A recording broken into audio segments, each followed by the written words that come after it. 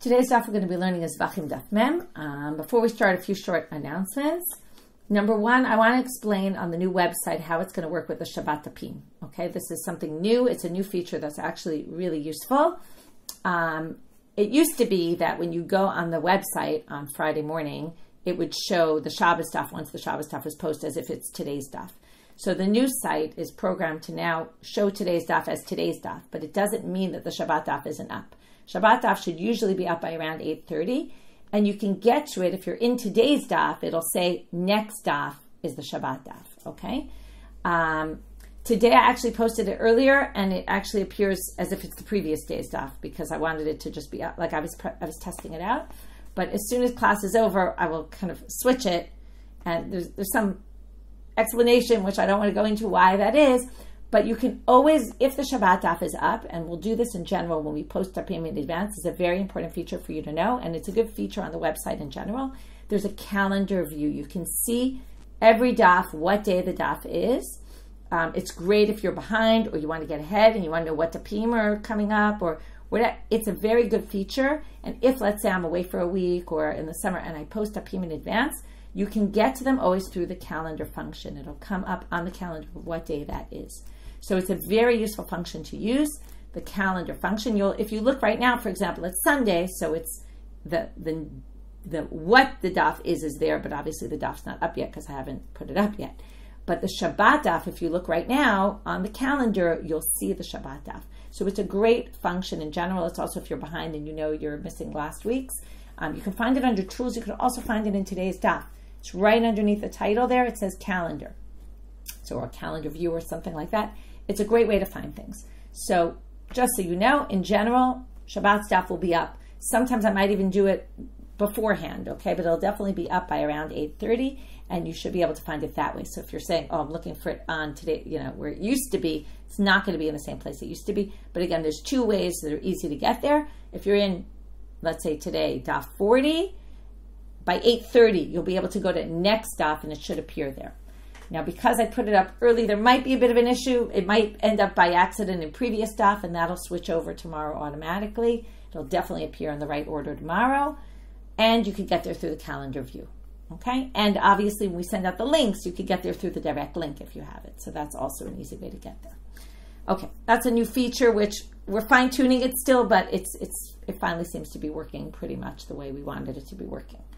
Okay, that's number one. Number two, I hadn't mentioned in class, and because it went up a drop late, but Din and Daf this week, super interesting topic on the difference between Kochim Kalim and Koche Kochim. And really it was a focus when we had the Bechor, Maser, and Pesach, which are Kochim Kalim. But in general, are they completely different types of korbanot? Do they have different goals completely?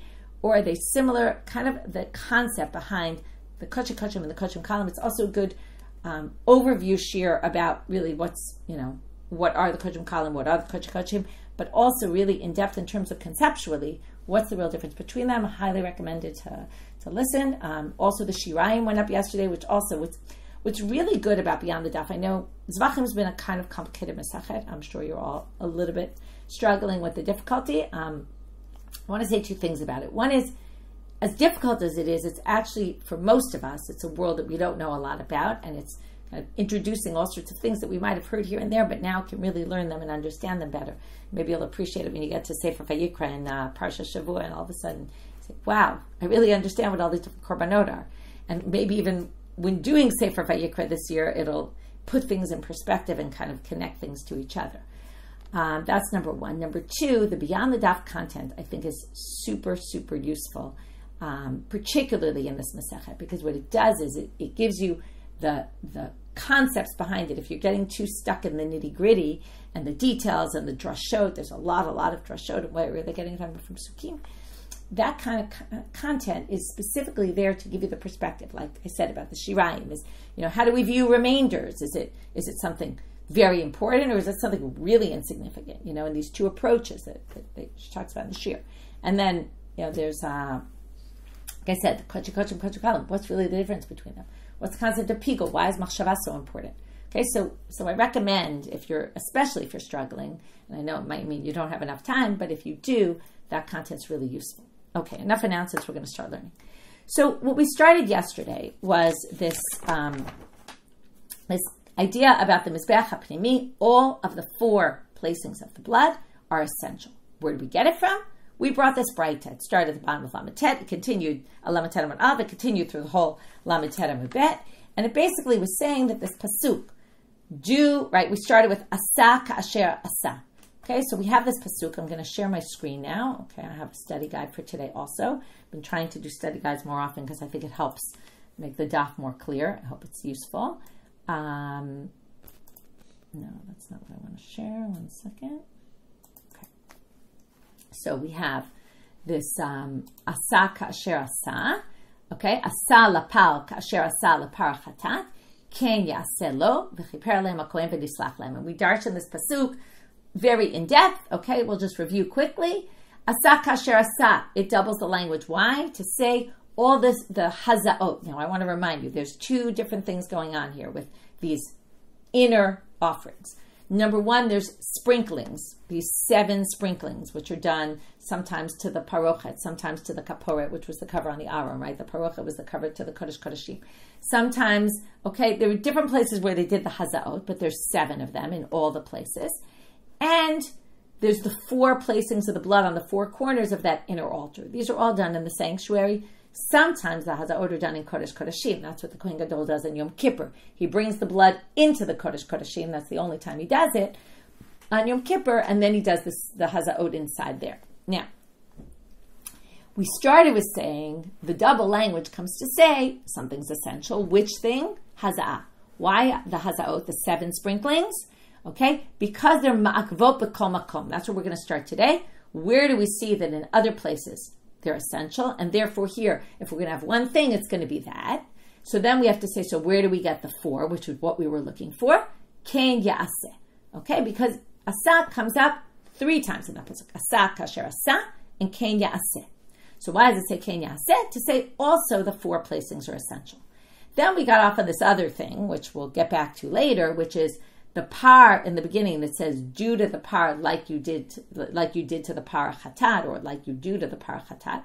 So the whole problem with that word was, if we're already in the topic of the par helem davar shel tzibor, the communal sin offering where you bring a bull, then it just sort of said asa lo, okay, asa lo kasher asa the par chatat, do to it like you did to the par chatat.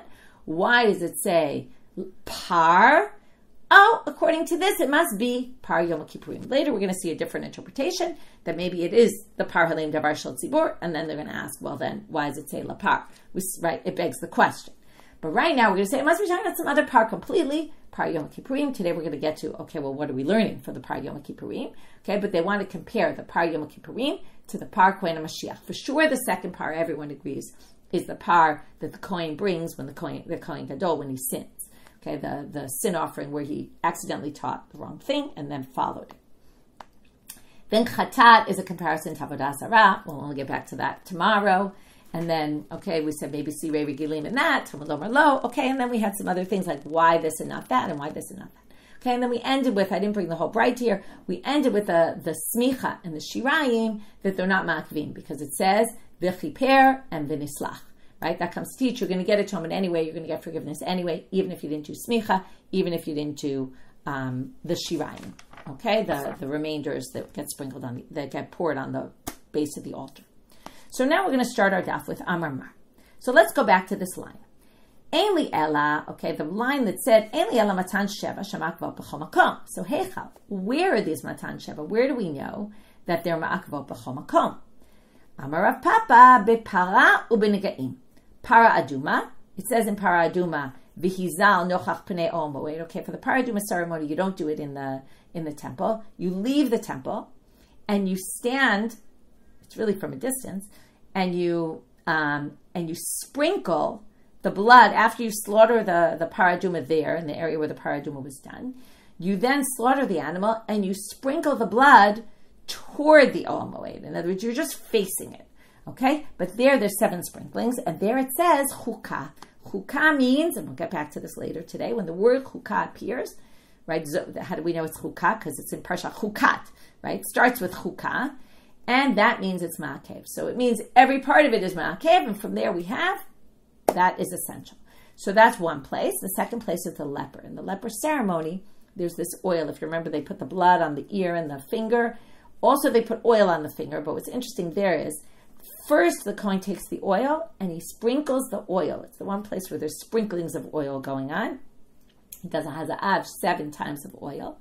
And there, it's ma'akev. How do we know it's ma'akev? Because it says in the beginning of the section, Zot tiyeh Torah mitzorah. The word tiyeh comes to teach you it has to be like this. Okay? And therefore, we have our 2 cases. So by the way, the oil, the way it works, I just wanted to point this out. Then the kohen takes the remainder, because the kohen puts the oil in his palm. I'm trying to imagine, right? Oil in your palm. It's always kind of messy if you were trying to do that. And after he does the sprinklings with it, then he takes the rest of it. Then he takes from what's remainder of it, and he puts on the ear and the toe and the finger of the kohen, also like on top of the blood after he put the blood there. Okay, that's just a side point because we've been talking about the blood. Okay, matan arba minai. Okay, so that's the 2 things. So we've resolved. That's why matan sheva is clearly ma'akev, because it's ma'akev. And if you're going to take one thing, that's the one we know is essential in some other place. So that's going to be the obvious. So v'asa kasher asa is specifically talking about that. Then we need v'chein yaseh for the 4 placings of the blood on the altar. But now the Gemara is going to ask about that and say the following. Matan arba minayin, Talmud Amar ken yaseh. That's just the quote where we learn the matan arba. Ma'ishna matan sheva, diktiva nukfilan. Matan arba, nami ktiva nukfilan. Now they say, look, you got this 4 and you got this 7 from the words asa lapal kasher asa lapar chata, right? It says asa kasher asa, double language. So why don't you just say that just like we're going to learn from there that the 7 are ma'akev, you should learn the 4. In other words, wouldn't you just think it's applying to everything in the section? Okay, so therefore, why wouldn't you learn both? So we're going to have 2 answers to this question, Rabbi Yirmiya and Abaye. Okay, there's a chart on the page, which is Rabbi Shimon and Rabbi Yehuda, so we'll see why that in a minute. Rabbi Yirmiya and Rabbi Abaye appear in the middle. That's because of the way I decided to organize this.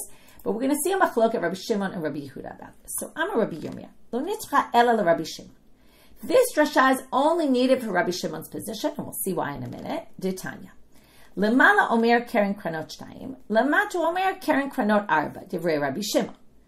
Rabbi Yehuda omer ino tzarich, harei omer ba'ol moed, al kol amor ba'ol moed. Let's talk about this machlok. Rabbi Shimon and Rabbi Yehuda debate what?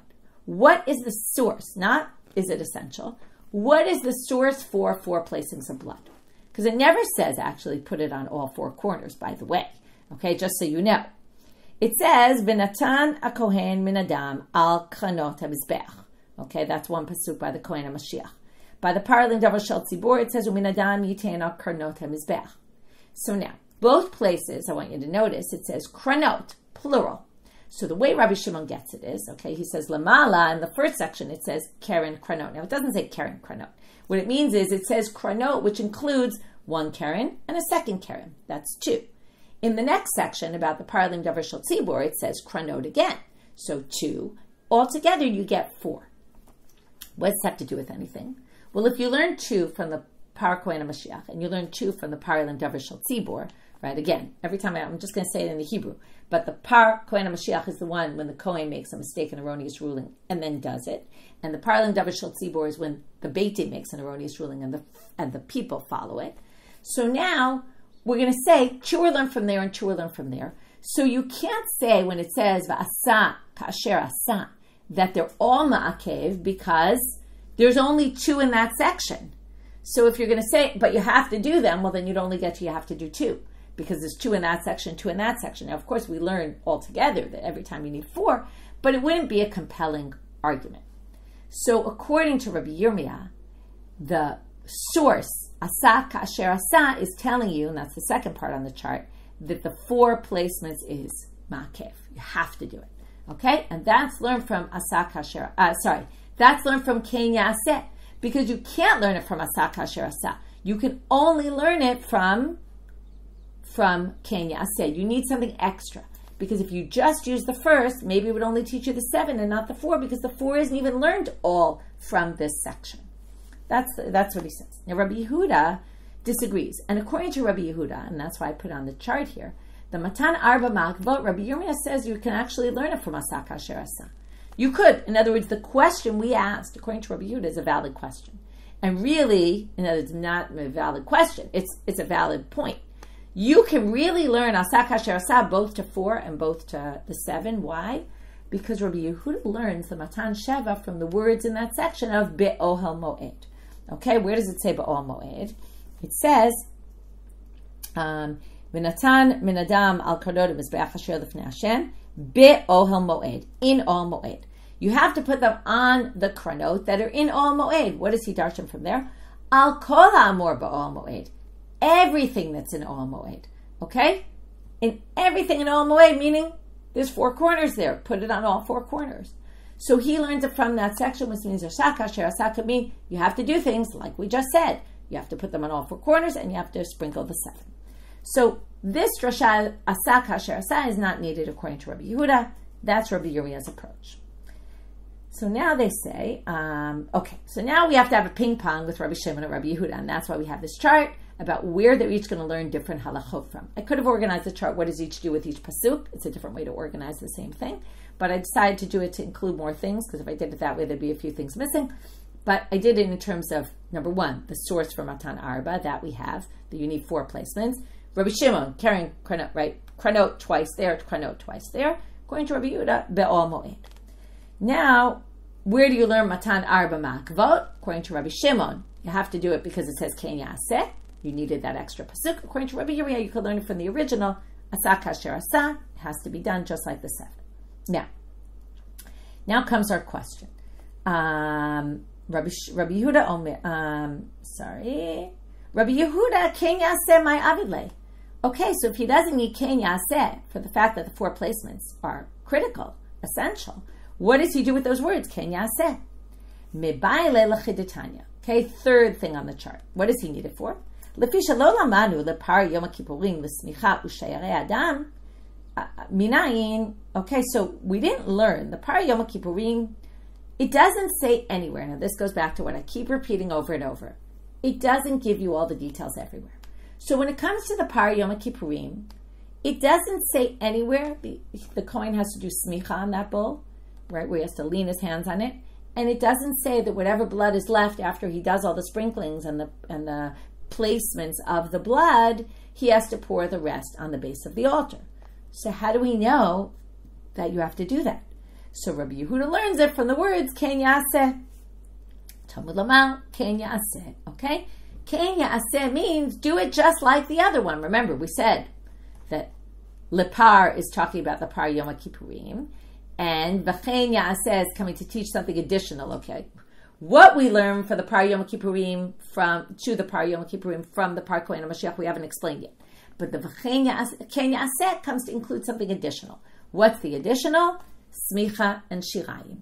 Okay, now the Gemara says, right, why do you need a special drasha for that? Right? So they say, Ulapar Yom Kippurim lo lamanu ha'amar. Lapar is a Yom Kippurim. Didn't we already say that we compare, right, the fact that, say, lipal, due to the par Yom Kippurim, okay, this is the way we darshaned it anyway, due to it like you did to the par Kohen HaMashiach, meaning everything's the same. So you don't need another pasuk, Ken Yaseh, to say everything's the same, to say smicha and shirayim. Wouldn't that be included in the first section? So they say itzrich. No, it is needed. Why? You might have thought when we're comparing it and say, due to the par Yom Kippurim, the way you do to the par Kohen HaMashiach, that's hanimile avoda de ma'akva kapara. That's only avoda. We already know shirayim and smicha are separate. They're not actions that if you don't do them, you're not going to get atonement. As opposed to the sprinkling of the blood, you're not going to get atonement for if you don't do it, right? These we already discussed. That was the whole thing yesterday about the shirayim and the smicha. They're not essential parts. If you don't do them, you'll still get atonement. So you might have thought that the things that we're going to learn from the par Kohen HaMashiach to the par Yom Kippurim are specifically actions that are essential to the atonement process. You might have thought, maybe then the things that are not essential, maybe we don't learn to the par Yom Kippurim. Maybe you just don't do smicha. Maybe you don't do shirayim. Kamash malan. That's why we need Ken Yaseh to include an additional thing that we're going to learn from the par Kohen HaMashiach to the par Yom Kippur. Okay. Still ping-ponging between them because now, so first of all, I filled in on the chart something that it doesn't say here, which is if Rabbi Yehuda learns Ken Yaseh to teach you about the par Yom Kippurim for smicha and shayrei adam. And Rabbi Shimon uses ken yaseh to say the 4 placements are essential. So where is Rabbi Shimon going to learn the par Yom Kippurim for smicha and shayrei adam? So the answer is I put in the chart, which is he's going to learn it from other psukim, and it comes up on Zevachim Nun Bet, so 12 more days we'll be there. But now they're going to ask Rabbi Shimon, Hi ba'ol mo'ed my avidle. What do we do with ba'ol mo'ed? So now let's go back to the beginning. Remember, Rabbi Yehuda says, Be'ol mo'ed, do it in the ol mo'ed, in the tent, right, which is really the parallel. That's in the Mishkan, in the tabernacle. Its parallel is the Heichal in the Beit HaMikdash. So it says ba'ol mo'ed. From there we say, right, put it on all the 4 corners that are in ol mo'ed. So what does Rabbi Shimon do with that? Because he learns that already from, right, he learns the 4 from Kranot. So ba'ol mo'ed ma'avid le. Ba'ol mo'ed mi'bayi le she'im niftecha tikra shalecha lo haya mazeh. If the ceiling of the Heichal was broken, there was an opening in it, it doesn't work. In other words, what does it mean it doesn't work? You can't do the hazah. Okay, you can't do the sprinklings. So now, what does this mean? Okay, so what's interesting about this is, what this means is that Ohel is a tent. What's a tent? It's got a cover on it. Okay, so I want to remind you how the temple was. You might not even know, but the Azara was open. Okay, it was open air. And obviously the courtyard outside that. That's why things are called courtyards. These are courtyards. They're open. But the Heichal, where the Shulchan and the Menorah, right, and the Mizbeach HaZahav that we've been talking about, the inner altar, that was covered. So now they're telling you, you can't do the sprinklings if it's not covered. That's why it says ba'ol mo'ed. Okay? Now, they say, now we have another question. Okay, so our obvious question is, where's Rabbi Yehuda going to learn that halakha from? So v'idach, where's Rabbi Yehuda going to learn if the ceiling is open, you can't do the sprinklings? Me ashel. It says asher ba'ol mo'ed. So because it says asher ba'ol mo'ed, that word is really unnecessary. That word teaches you this halakha. Okay, Rabbi Shimon, why don't you learn it from asher, and then ol mo'ed, we're going to have to ask, what do you do with it? And with this, we'll end the ping pong.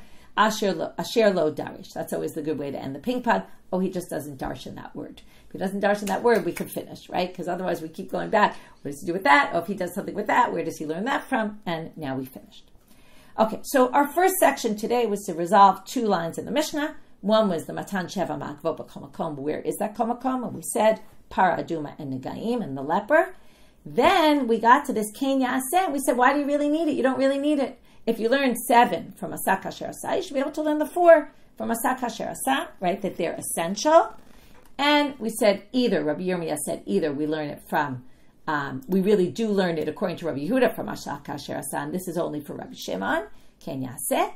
Or according to Abaye, we can also learn it from Ken Yaseh. One second.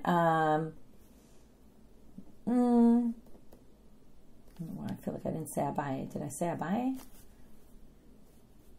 I skip something? Oh, Sheila Darish. I'm missing something here. Okay, one second. I'm Rabbi Yirmiya and Abaye. Rabbi Shimon, Rabbi Yehuda Omer this. Mabai Lelchid Tanya.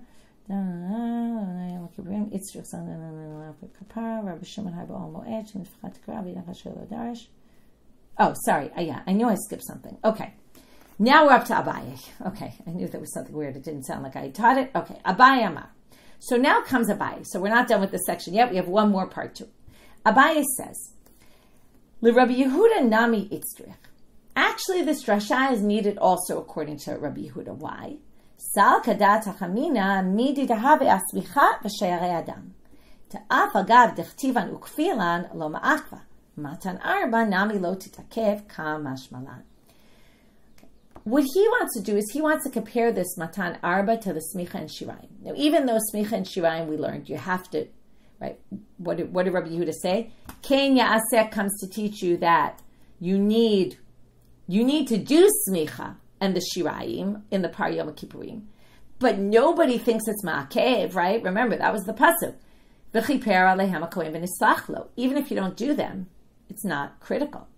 So the premise of our question was, if Asa Kasher Asa means you have to do it, it's essential, and it's teaching us about the 7, why wouldn't it teach about the 4 as well? Because it's just teaching everything's essential. Well, no, because everything's not essential, because the Shirayim and the Smicha are not essential. So if those aren't essential, even though you're supposed to do them, maybe the Matan Arba aren't essential. So even though you learn Matan Arba, let's say like Rabbi Yehuda from the words Ba'ol Moed, you have to put them on all four. It doesn't mean it has to be done that way, and if you don't do it, you're not going to get atonement. So Asa Kasher Asa could include it, but not necessarily. So Abaye says that's why you need Ken Yaseh, even according to Rabbi Yehuda. Because the fact that you have to do it on all four corners doesn't mean it's essential and critical, and if you don't do it, you won't fulfill your obligation. So Asa Kasher Asa is saying you have to do something. Maybe it's only the 7, and maybe the 4 is more similar, right? Obviously, you'll have to do 1, let's say, or maybe 2, or we don't know how many, but doesn't mean you have to do all 4, okay? So that's why we need another drasha to do it. So that's why in the end, Abaye thinks that both of them could be using Ken Yaseh for this, Matan for the 4 placements. And Rabbi Yirmiya thought, no, really, you could learn it all from Asa Kasher Asa. Okay, so 2 different approaches here. Now we get to the second part of our sugya, which is leper zepar Yom Kippurim. We're still on, it's really all one section, which is we're just going through the different parts of the braita that we quoted yesterday, which I brought part of it, right, the essential part of it, I would say, if we're talking about essential parts. This was the essential part of the braita. Okay, there was a little discussion, why this, not that, why this, not that, and then the smicha and the shirayim, which was the extra, but I quoted here the real critical elements, which again, let's just go through. Asa kasher asa means you have to do the 7 sprinklings. Essential. Ken yaseh, you have to do the 4. Also essential. Leper, that's the par Yom Kippurim. Kasher asa lepar is the par kohen HaMashiach, which basically means we're going to learn from the par Yom Kippur, from the par kohen HaMashiach, the erroneous, right, when he makes a mistake, to the par Yom Kippurim. We still haven't really explained what we're going to learn, and that's what we're going to focus on right now. Leper zepar Yom Kippurim. Lamai halakha. Well, what's the halakha that we're learning from here? For this, we're going to have, 3 possibilities. The first one's going to be rejected, but then I'm going to answer that one, and then we're going to move to the second one. So, lamai halakha. Ila akev pshita. If it's to say that the laws of, right, the sprinklings of the par Yom Kippurim are essential, or the sprinklings and the placements of the blood. Okay, really the placements of the blood, I think, is the focus here. It's obvious. Why? In other words, I don't need a pasuk to compare it to the par kohen HaMashiach. I can learn it from the chapter 16 of Vayikra, where it talks about the avod at Yom Kippurim. I can learn it from there. Chukak tivbe. This is what we had before with the paraduma. If you use the language of chok, that means it's essential. Okay, there's all these rules that tell us what's essential. Remember, in Kachim, we also said if something repeats itself, it's essential. But if it has the word chukah, it's also essential. So we could have learned it for the fact that it says chukah. It means everything done in Yom Kippur is essential. So I'm Rav Nachman bar Yitzchak, Rabbi Yehuda. Don't get confused. It's the same Rabbi Yehuda as before, but it has nothing to do with the Rabbi Yehuda position that we saw in his disagreement with Rabbi Shimon. This is a different source of Rabbi Yehuda. Da'amar, and what he's going to say is, you're right. Most people think chukah covers everything, but Rabbi Yehuda doesn't. How do we know? Because listen, Rabbi Yehuda says chukah doesn't cover everything, and it doesn't cover necessarily the sprinklings. So that's why we need it for the hazaod and the matan arba. So now, why? Da'amar ki k'tiva chukah advarim hanasim bebigdei lavan bifnim shemigdim ma'aseh lechavero lo asa v'lo klum. When it says chukah, what's it talking about? Okay, let's talk about what it means bigdei lavan, what it means bifnim, what it means bachutz. These are all terms we have to explain. Bigdei lavan are the special clothes that the kohen gadol wore on Yom Kippur. If you remember, he changes his clothes. He goes to the mikveh every time he changes his clothes. Does the kiddush yadayim v'raglayim. Certain avodot, the ones that are very unique to Yom Kippur, he does in the bigdei lavan. Now, some of those happen bifnim. Now, bifnim, until now, we've been talking about bifnim as the hechal, right, the sanctuary, where the shulchan and the menorah and the mizbeach, hazahav, right, the gold altar is. But here we don't mean that. Here that's chutz, and pnim is the kodesh kodeshim. Because the kohen gadol also does part of the stuff in the kodesh kodeshim. So what is Rav Nachman bar Yitzchak, quote Rabbi Yehuda, saying? When it says chukah, that's only talking about the very unique things that the kohen gadol does while he's in his special white clothes for Yom Kippur, and he does them bifnim. Okay, he does them in the kodesh kodeshim. And what is it teaching us about it? If you did it out of order, what it's teaching you, chukah, there is the order is essential. If he changes anything in the order in the kodesh kodeshim, it's as if he didn't do anything.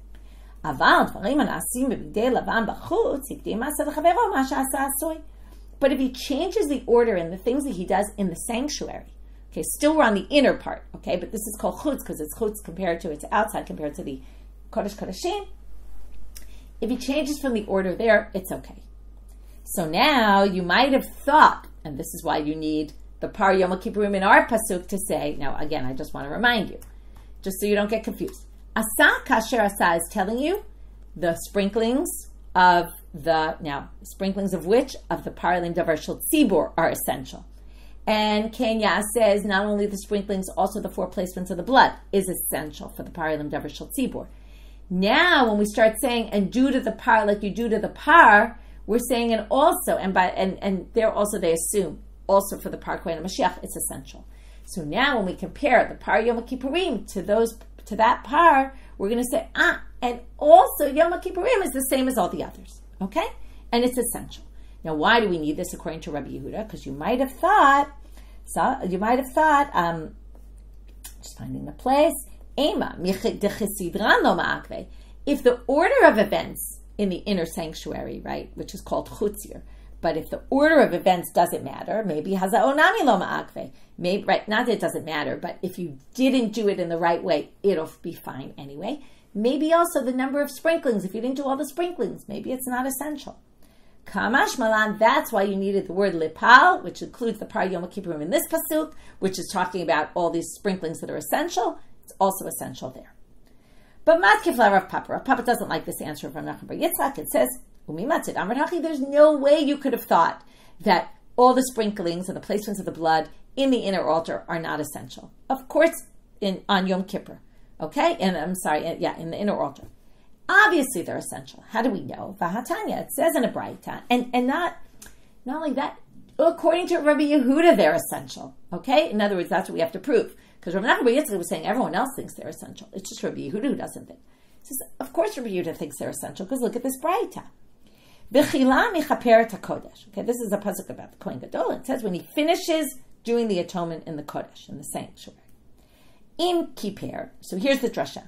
Im kiper kila. Notice kila comes first in the pasuk, but this drasha switches the order and says, if you did the kapara, meaning you did all the stages, kila, he finishes his work and it's complete. Im lo kiper, lo kila. If he didn't do everything, he doesn't get atonement. Derive Rabbi Akiva. Okay, that's useless for our purposes because that's Rabbi Akiva. We're looking for Rabbi Yehuda. Now, Rabbi Yehuda comes and disagrees, but he really doesn't disagree about the content of what Rabbi Akiva says. He disagrees about his method of darshaning it. Amar lo Rabbi Yehuda, mipnei ma lo nomal, im kila kiper, v'im lo kila lo kiper. There's a much easier way to darshan it that you don't have to switch the order of the words. It says v'kila mikaper hakodesh. So he says, im kila, if you finish, kiper, you achieved atonement. Im lo kila, you didn't finish, lo kiper, you don't get atonement. So basically, he disagrees with the way he darshans it, but the content's the same. Rabbi Yehuda himself says, if you did do everything you're supposed to do, you're not going to get atonement. So obviously he thinks the Yom Kippur, the Hazaot, are essential. So all the sprinklings of the blood. So you can't possibly say that. Rav Papa says that that's what you need our pasuk to teach you. That's taught already from Vayikra Tetzayin in the chapter about the Kohen Gadol and Yom Kippur. So why are you bringing the Par Yom Kippurim into our pasuk? It must be you're trying to learn something else from these laws. So now we're going to find something else. Rav Papa himself is going to find something else that's missing in the psukim of the Yom Kippurim ceremony. Now the Hazaot are obviously mentioned there in the placings of the blood, but what's missing? And it just, we didn't know it was essential, and then we say, of course it's essential. So comes Rav Papa and he says, we're going to talk about something that's missing there. Amar Rav Papa, lo nitzcha ela le'et dam u'bitvila. Okay, so what is this? This is pasuk Perek Dalid in the Par Halim Davar Shel Tzibor. I'm sorry, that's a mistake. I meant to change that. In the Par Yom Kippurim, okay? It's the Par Kohen Gadol. Okay, I made a mistake here. This should be Par Kohen Gadol, okay? This is in the Par of the Kohen Gadol that he brings his sin offering. It says, V'taval ha-kohen et etzba'o badam, v'hizam min adam sheva pamim b'fnei Hashem et pnei parochet ha-kodesh. So let's look at the words. When the Kohen does the placings of the blood for the sacrifice of, again, this is the Kohen Gadol who messed up, did something wrong based on his erroneous ruling. He dips his finger into the blood, and he sprinkles from the blood 7 times before God up to the parokah. Now, there's 3 drashot we're going to do on this pasuk. Et, Amar Rav Bar Yaakov, lo nitzracha. And as we're going to darshan et, dam, and tava. Lo nitzracha lahachshir, turning out amud bet, amin sheba etzba. If the kohen dips his finger, and we're assuming, because we learned this before, kohen can't have a chatzitza at all. Okay, can't have a chatzitza between his finger, let's say, and the blood. What if he has a wart on his hand, on his finger? Is that a chatzitza? No, that's what et teaches you. It comes to include, even if you have a wart on your finger, you can do it. Bidam, shi'ehei bidam, shi'ur tefillah mi'ikara. These are, just so you understand, these are 3 laws we learn out from this particular pasuk about the par kohen Mashiach. What's Rav Papa saying, just so you understand where we're going? These 3 laws are relevant also for the kohen gadol. So this whole big deal we've made with this word, leper is the par Yom Kippurim, according to Rav Papa, is just teaching you these 3 particular laws about the placements of the blood on the blood in Yom Kippur. That the kohen has to dip his finger in the blood. We're going to learn these 3 drashot. Now, one is, if he has a wart, it's still okay. Number 2, bidam. Shi'ehei bidam shi'ur tefillah mi'ikara. When you collect the blood from the beginning in the vessel, sometimes you collect in 2 vessels or 3 vessels or 4 vessels, right? Don't collect a little bit in each vessel and then pour them all together so that you can have enough for the kohen to dip his finger. Now, obviously, if the kohen has to dip his finger, there has to be enough to dip, right? If you put a little bit and the kohen can get his finger a little bit of blood on it, but he can't dip it because there's not enough to dip, well, obviously that's not going to be good. Well, the word bidam teaches you not only do you need enough in the cup, but you need to have enough in the cup from the beginning. When you collected it in that vessel from the slaughtering, collect enough in one vessel that you can dip. Don't collect a little bit here, a little bit there, a little bit there, and later combine them so you have enough to dip. And the third is taval v'lo mesapeg. The word v'taval teaches you, even if you have enough in the cup, make sure that when you put your finger in, you don't take it from the sides, but you actually dip your finger in the middle of it. Okay, like sometimes you could scrape the sides with your finger and get the blood off there. That's not what we want. We want you to dip it into really where it's bloody, right, where it's liquidy. Now, itzrich lemichta b'dam. Now we have to just explain why you need also b'dam and also v'taval. You need to write b'dam, di kata rachmana v'taval, havamina, afagav deleka shiur tefillah mi'ikara. Kata rachmana b'dam. Why do you need b'dam? Because if you said v'taval, you might just think you need enough to dip in at the moment of dipping. But maybe if you collected it in small cups and then combined them, as long as you have enough at the time of dipping, it'll be fine. That's why you need b'dam, to tell you, no, you really need b'dam. Hi kata rachmana b'dam, havamina filu mesapeg. And if you wrote b'dam, you would have thought even if, as long as you have enough to dip your finger, but you don't actually have to dip your finger, you could kind of scrape the sides. Therefore, it says v'taval. No, you have to dip it and not mesapeg. So that's why you needed kata rachmana v'taval. That's why we needed both psukim. Okay, now we go to this side drasha, because we're already darshaning these psukim. Okay, now we're going to Vayikra Perek Dalet Pasuk Zayin, the next pasuk. It says, and the kohen puts min adam al karnot mizbeach ktoret hasamim. Okay, put it on the altar where you do the ktoret hasamim, where you also offer the incense. Now, what does that have to do with anything? We know which altar. We're obviously in the inner altar. Why are they defining it as the mizbach ktoret hasamim? Ktoret hasamim lamali sheim lo nitchanech hamizbeach b'ktoret hasamim lo hayam hazeh. We now learn this other halakha. That if, let's say, they brought in a new altar and it wasn't consecrated with the way they would get it ready for use is they would burn some ktoret on it. If you hadn't done that, you can't do the sprinklings. You have to first do the chinuch, which is, the how do you call it? The inauguration ceremony. There has to be the ceremony done to the ktoret, to the mizbeach. You have to put the ktoret hasamim on first and burn them, and only after that can you sprinkle the blood. Okay, that was its side. No one really knows why this is here, just because I guess we're darshaning these psukim. Okay, now we're going to move on to which really the same sugya. So the important part we saw here, what was the purpose of par Yom Kippurim being mentioned in this verse? So one was, Rav Nachman said, according to Rabbi Yehuda specifically, it's needed to tell you that the sprinklings are essential. And according to Rav Papa, who says, no, that's clearly essential from somewhere else, it's needed to teach you these 3 halachot, et damu b'tfilah. Okay, now we're going to have a braita that supports Rav Papa's reading. Tanya kavatei de Rav Papa. V'asa ka'asher asa, mata mulomar lipal, lirabot par Yom Kippurim l'choma she'amur b'inyan divrei Rebbe. Okay, this is supporting Rav Papa that we're learning these halachot from here, it's also really supporting this reading. More important is that Rav Papa thinks that the par Yom Kippurim is, until now we thought everybody thought that leper is coming to include the par Yom Kippurim. Okay, so that's Rebbe in this braita. There happens to be a big difference between Rebbe and Rav Papa here. I'm just pointing out, which the Gemara is going to deal with tomorrow's daf, which is Rebbe says that the word leper is mentioned here to mention par Yom Kippurim. With that is completely in sync, right? Rav Papa worked perfectly with that.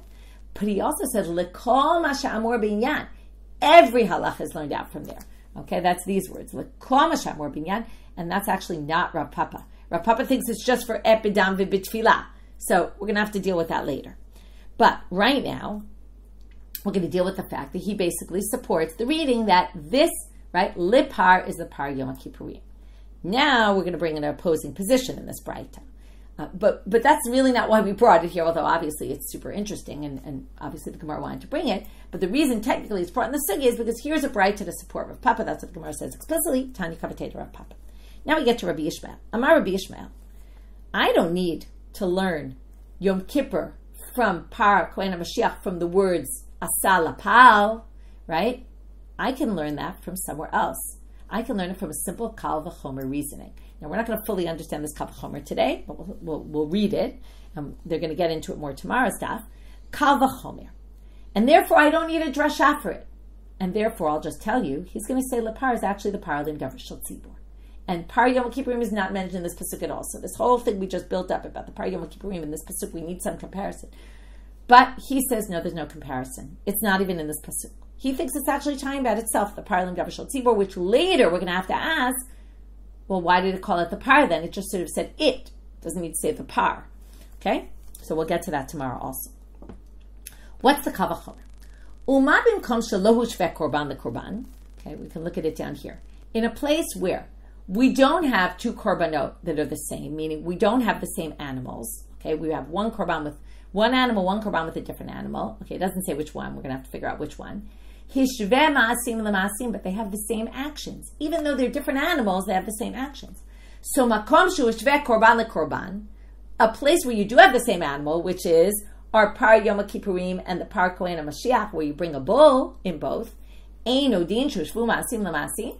So if in a place where you have two different animals that are brought, and yet the halachot are the same, and so wouldn't you think if you bring the same animal, obviously the halachot are going to be the same. And therefore, the fact that we compare the actions of the par Yom Kippurim to the par kohen Mashiach is obvious from a kal v'chomer. You don't need a pasuk to teach it, and that's why he doesn't think that's what this pasuk is coming to. Okay, so now, and then he has one more line here, which we're going to explain more tomorrow.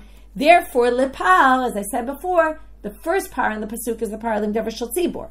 Leper is the kohen Mashiach, and the second one it's comparing to is the par kohen Mashiach. Like I said, everybody thinks the second one is the par kohen Mashiach. The debate is just what's the first one. Is it the par Yom Kippurim? That's what Rebbe says, and that's what Rav Papa said. And that was the earlier braita we saw said. It started yesterday's daf. But Rabbi Yishmael says, no, it's the par derived shel tzibur. So now we're just going to start to understand this. We're going to see what we're going to reject some possibilities. So we want to know now which of the two korbanot that are different and yet the same. So again, we have to find the animal, two different animals, but yet the laws are the same. If you want to say par Yom Kippurim Masir Yom Kippurim, right? We have a bull offering on Yom Kippur and we have a goat offering on Yom Kippur. Well then, and yet their laws are the same, right? There's a lot of things very similar about them. But you could say that doesn't teach you about the par Yom Kippurim and the par kohen Mashiach because there's a unique similarity. It could be defined par, seir, two different animals, but both their bloods are brought into the inner, right, the Kodesh Kodashim, the Holy of Holies. No other korban does that, so they're obviously going to have the same laws, and it doesn't teach you to places where we can't say, from there we can learn to the par and the par of Yom Kippur and the Kohen Gadol. They're two totally different korbanot. Maybe the communal sin offering and the communal sin offering when it comes to idol worship. Okay? Because one you bring a par and one you bring a goat. So maybe those two, which are going to have similarities, that you bring the 7 right? There's all sorts of similarities. And then you'd say, look, they're similar. So obviously the par kohen Mashiach and the par Yom Kippurim are the same. But you can knock that out and say, Mala hanach shekeh mechaprim alav erat mitzvah yidu'ah. Those two come when you know what sin you did, right? They followed an erroneous ruling. We now realize it was a mistake. But Par Yom Kippurim that we're trying to learn out from the Par Kohen and Mashiach is very different. That one just covers any sins he does. He doesn't even know what he did. It's just a general, doesn't cover any particular mitzvah, so we can't learn to there. We'll leave the third one, okay, for tomorrow's daf, and then we'll see what the real explanation is, okay, and how we understand Rabbi Yishmael's comparison. So just very quickly, we started with this braita from yesterday, and we started analyzing parts of it. Number one, right, what's this? Where do we see the 7? Comes up in other places. Number 2, why do we need V'chein Yaseh to teach about the 4? Can't we just include the 4 with the 7? And if the 7, Asa Kasher Asa, means you have to do everything right, 7 and the 4 placements of the blood. So either Rabbi Yirmiya said it's really only according to Rabbi Shimon, or according to Abaye, even according to Rabbi Yehuda, you'd need its own drasha, because maybe it's more like the Shirayim and the Smicha. Then we went to the pars, the Yom Kippurim, and then we said for what halakha?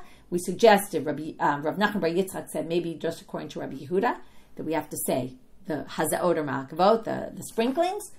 But Rav Papa says, no, that doesn't make any sense, because that's obvious. Rabbi Yehuda says it has to be done in Yom Kippur. So he says it must be for these 3 unique halachot, et, bidam, and tefillah. Okay? And then we had the side thing about the Mizbach Torah Samin. And then we finished up with, here's a braita to support Rav Papa, which we said doesn't 100% support Rav Papa. We'll get back to that.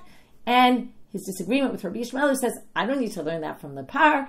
I can learn that from a kavachomer. This specific has nothing to do with the par Yom Kippurim, and it must be talking about the par Lim Davar Shel Tzibor. And then we're left with number 1, trying to figure out what was he talking about as kavachomer, because it was a very ambiguous kavachomer. It wasn't clear which things he was comparing, and figure out why it says leper if it's talking about the par Lim Davar Shel Tzibor, which is already the same context. You didn't need a drasha for that, right? You could have just said, you didn't need a word for that, leper. You could have just said, Asa lo kasher asa.